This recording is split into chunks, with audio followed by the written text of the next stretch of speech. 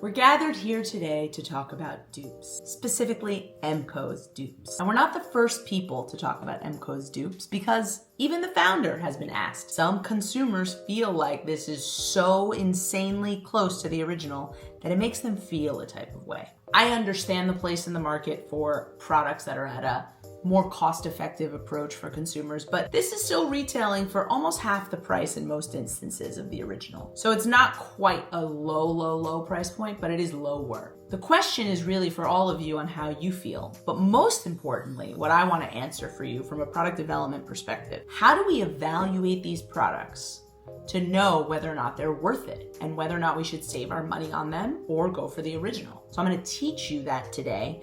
But before we get into it, you need to see all the dupes that I have here. And I'm gonna review a few, but I need to know if you wanna see them all in the future. Charlotte's Hollywood Flawless Filter. You'll also see that the very clever founder of MCo brings her legal team around to explain to you that Charlotte doesn't necessarily own the word flawless. She also doesn't necessarily own this design outside of the diamond. So I actually sat down with the lawyer for McoBeauty. Let's start with the word flawless. Charlotte Tilbury does not own the word flawless. There is no registration for flawless. Charlotte Tilbury has a registration for Hollywood Flawless Filter. Those three words in combination.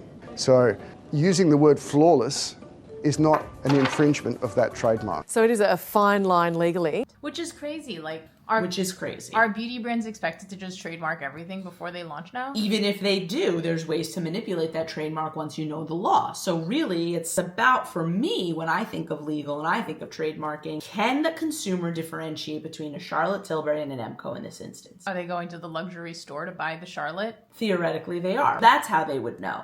So that is one way, perhaps, as to how MCo got out of it. But let's look at Drunk Elephant's bronzing drop dupe. Let's look at their very, very deep inspiration of Drunk Elephant's moisturizing polypeptide cream. These, MCo really came for Charlotte. These are virtually also identical. And a lot of companies have duped Charlotte on this. Glossier, Westman Atelier, wild. Tarte, of course, we got to bring Tarte's melting sticks into the mix because why wouldn't we? They came for Cosas. The one thing they couldn't touch, because Rare Beauty does own this patent, is the cap.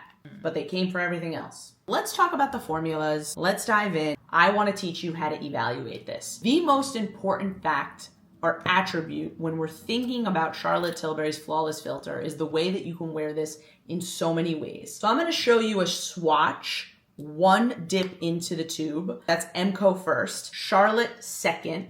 One dip into the tube. Charlotte's laying down. Immediately when you release the product, that's called you evacuate it from the jar, you're gonna start to experience differences on texture. First and foremost, you should look at this. You can also look at it under a flashlight if you wanna get very technical. You wanna see what kind of coverage is this giving me, because this is a product you can use under foundation, as foundation, or over foundation. Thinking about that, Charlotte, really she is the queen of glow of our modern era, and this Hollywood glow that she's really curated through a lot of her products. As soon as I spread Charlotte, you can immediately see that Charlotte's base specifically is more sheer, which attracts me as a consumer if I'm using this style of product. When I see MCo's base, what I'm seeing is not that it's a huge departure. The sensation on skin, very, very similar. But what you should notice and what should stand out to you immediately is there's more coverage. So that's my call out to you. That is the most simple way. You can see there's more pearl and it's a less sophisticated pearl. So the conversation we've just entered is one of cosmetic elegance. Christina, what's cosmetic elegance, wifey? How sophisticated is the formula? How sophisticated is it? Cosmetic elegance is not just a fancy term. It really boils down to the style of materials. So to put it as simply as possible for you, MCo, more coverage, more pearl. Charlotte, more sheer, more translucent veil. If I were to throw this on my skin for you to see how that translates, here's Charlotte, here's MCo. So you know that it doesn't matter when it goes on skin, someone might say. You can see the level of coverage of MCo already before I blend it out. There isn't that sophistication in the base that Charlotte has when the pearls even reflect against the light. Once you spread this out, Charlotte's is gonna go sheer to pearl, and you'll see my forehead is shimmering, when you spread MCO out, you're not gonna go as sheer.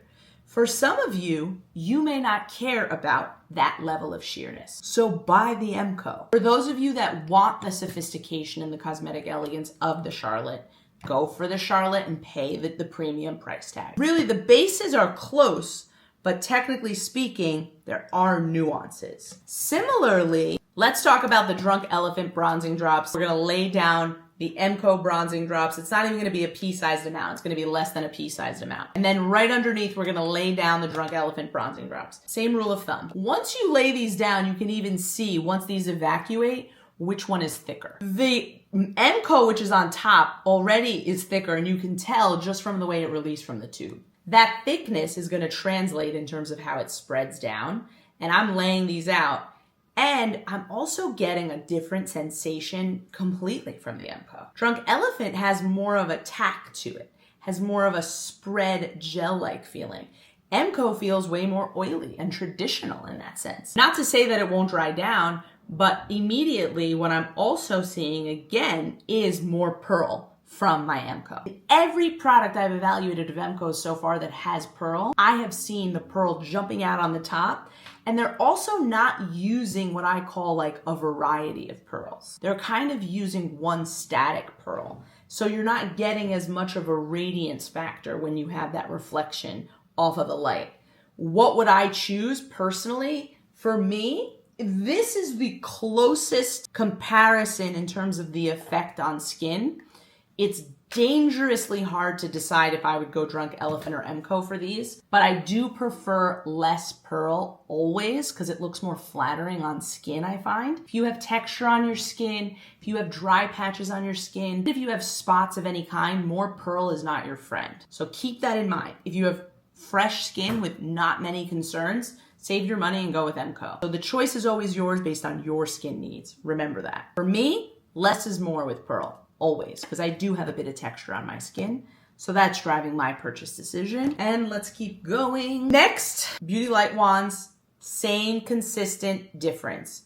You're gonna have way more pearl in your MCO than you're gonna have in your Charlotte. That cosmetic elegance, that slip, the way that it moves. These are very close and the decision will boil down to if I'm okay with more pearl, beam of highlighter, go with MCO. If you want more of that sophisticated sheerness in the base, go with Charlotte. Let's go right into the mattes, because here we're gonna see differences in the base. Let's lay MCO down first. On my wrist here, we have MCO's Soft Matte Beauty Wand. We have Charlotte Tilbury Pillow Talk Matte Beauty Wand. You'll notice immediately on the laydown, what we're looking at is a slight difference in the colors. MCO on top, Charlotte on the bottom. In my evaluation, when I look at these, I immediately start to see and feel the difference. When I spread MCO, the pigment load is way higher. That's cosmetic elegance again. That's what you're paying for sometimes in these bases. So the choices that they made, the person who formulated MCO, perhaps they were trying to achieve the sheerness of the Charlotte, but in doing so,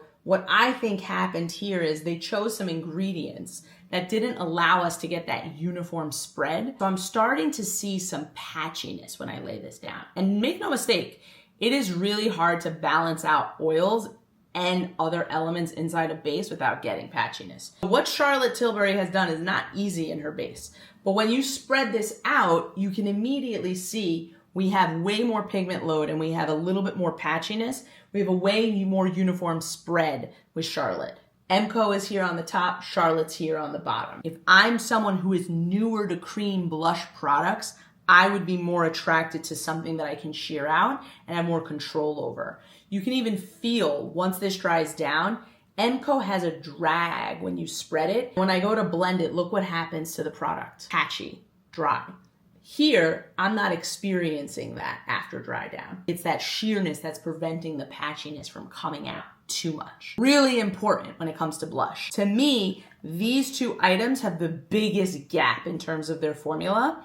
And it's a no question for me. I would never go for this style product because it's gonna be really hard for someone who is maybe not as advanced of a makeup artist to know what to do with a product like this. And if you make one little error, you can see how that pigment is caking up on you. Now one more, let's go to the land of cloud paint. The main difference when you look at these two is that MCO is positioning this as a cheek and lip tint. Glossier is positioning cloud paint as more of a cheek item. Let's talk about it. We're gonna go MCO on top. Of course the shade is different. I don't have that shade of cloud paint. Even on its release, this is the hardest for me to tell the difference. If I were blindfolded, it would be virtually impossible, dare I say impossible. I would get it wrong. I would not be able to tell you the difference between the cloud paint and the MCO.